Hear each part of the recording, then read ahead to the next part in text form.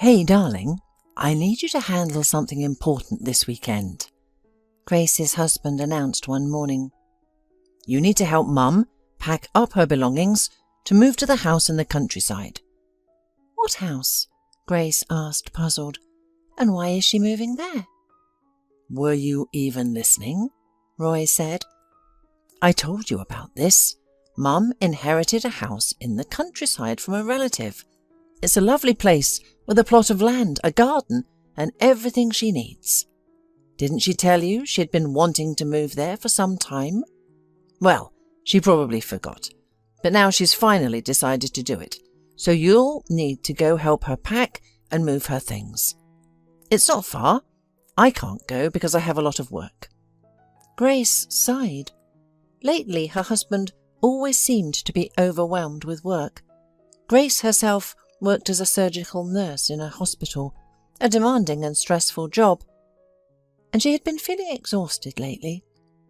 She had been looking forward to finally relaxing this weekend, but she also respected her mother-in-law and didn't want to refuse her request.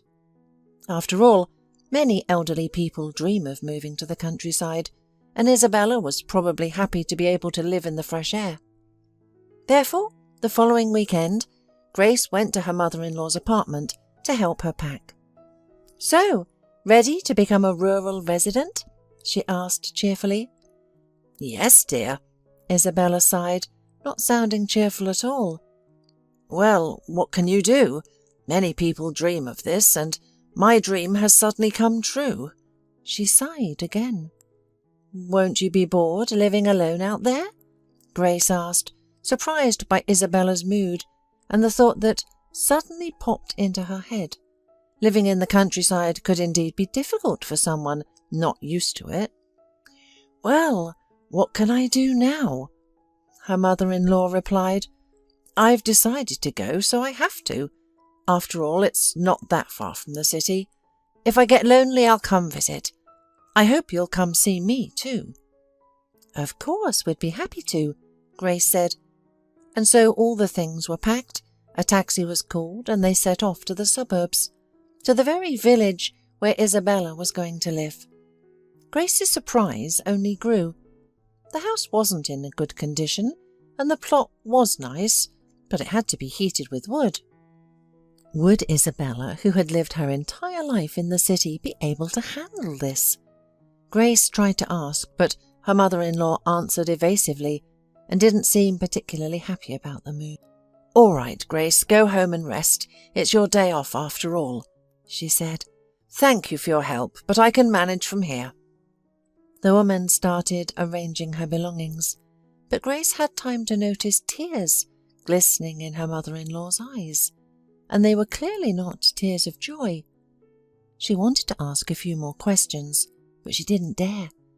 Why upset her mother-in-law further?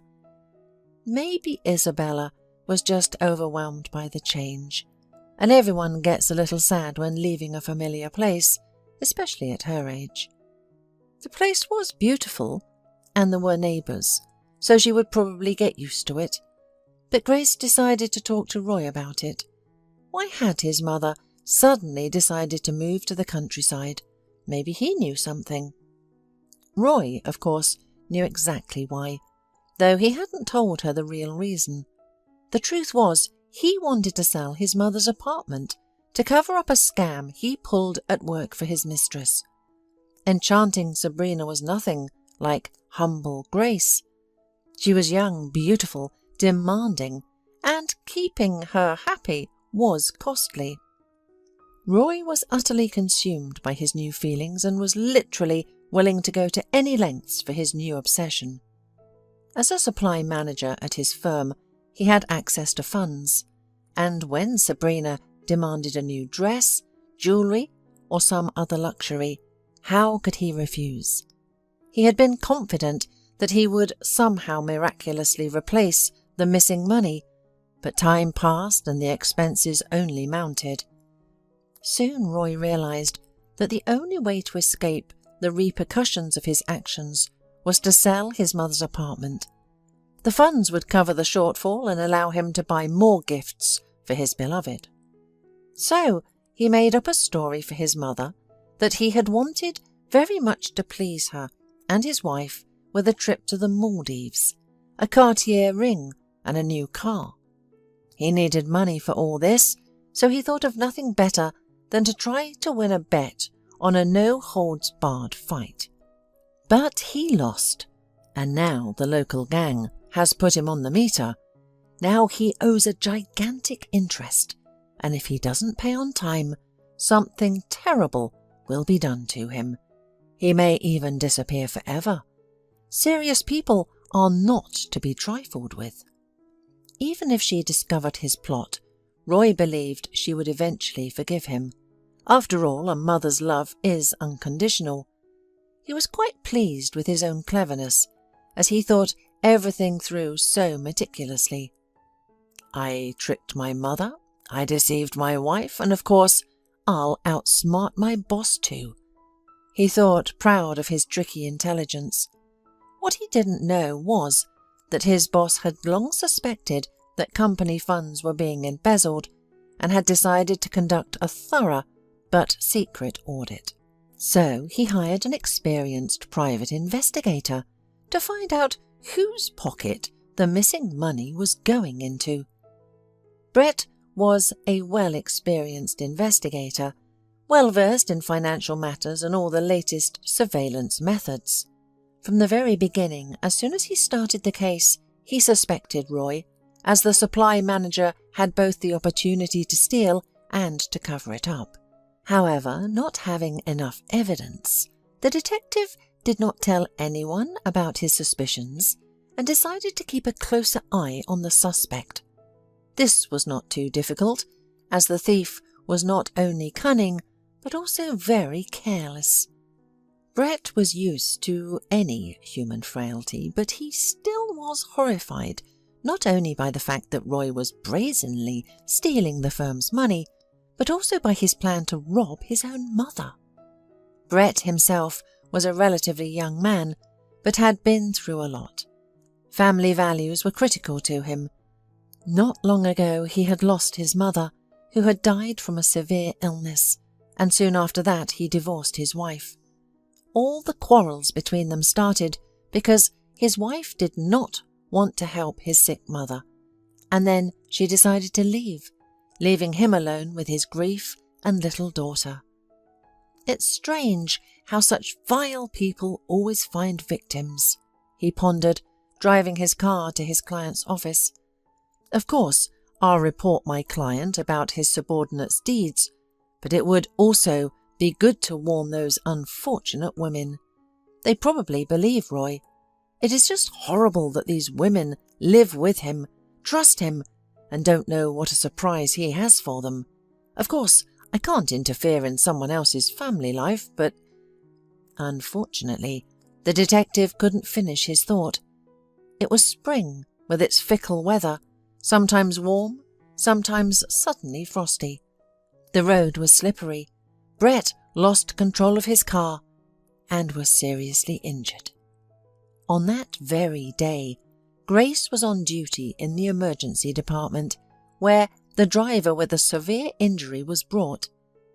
When she took off his jacket, the bugging device fell out of the pocket. The nurse had no idea what it was and just set it aside. There was no time to deal with personal belongings. Only when the doctors took the patient away did she remember the fallen item and wanted to put it back in its place, but she accidentally pressed something and the gadget turned on. Grace listened in astonishment as she heard her husband's voice. "Everything's under control, darling. I've handled it. My mum didn't suspect anything," she heard. "So you don't have to worry about any money anymore." A demanding female voice responded. "Well, Roy, you've been saying that for a while, but the problems aren't getting any smaller." "Oh, come on. Your boy did everything right. So you can be proud of me. And rest assured, we'll be incredibly rich soon," Roy said cheerfully. Grace quickly turned off the device, as she was called to assist with the surgery. She took a few deep breaths to calm her nerves, her hands shaking slightly from what she had heard. What did all this mean? Though there was no time to think about it now, she had to assist with the surgery. The woman tried to push her personal problems out of her mind. "I'll find out everything when the patient wakes up," she thought. When the man was transferred to a regular room the next day, the first person he saw when he regained consciousness was Grace. "Don't worry, you're fine," the nurse said. "Your life and health are no longer in danger." "Thank you," he replied. "How long have I been here? And also, please tell me if all the things I had with me, documents, wallet, various devices, are okay?" "You're worried about that," Grace smiled. "Everything's fine. But there's one device I really want to ask you about. No, don't think anything bad. I didn't mean to spy. I accidentally pressed something while trying to put the device in your pocket. It turned on and I heard my husband's voice." Now it was Brett's turn to look embarrassed, but quickly calming down, he told her the truth. "Is this all true?" Grace asked, her voice trembling. The detective's face showed genuine sympathy. He nodded. Grace didn't want to believe this man. Maybe he was mistaken or deliberately deceiving her. To find out, Grace decided to talk to her mother-in-law after work and went to the countryside. Isabella's dejected appearance spoke for itself. It was clear that she hadn't come to this house of her own free will and didn't like living there. "Isabella, please tell me everything," Grace pleaded, crying. "My head is spinning." "Grace, I didn't want to tell you. Roy asked me not to upset you," his mother-in-law admitted, and told her daughter-in-law all the story Roy had made up. "Isabella, but it's all fake. Roy decided to sell your apartment because of his mistress and his scam at work." Grace could no longer hold back her tears. "What?" Isabella gasped. "I don't know anything about a mistress or any scam." Isabella was far from being the compliant mother who would cater to all her son's whims. Yes, she could help him in a difficult situation, but not like this. Isabella resolutely began to pack her things. "Don't cry, Grace," said the mother-in-law. "I'll go to the city myself now and give them a piece of my mind. He thought he could kick me out into this wilderness and get rid of me forever. Oh no, Sonny."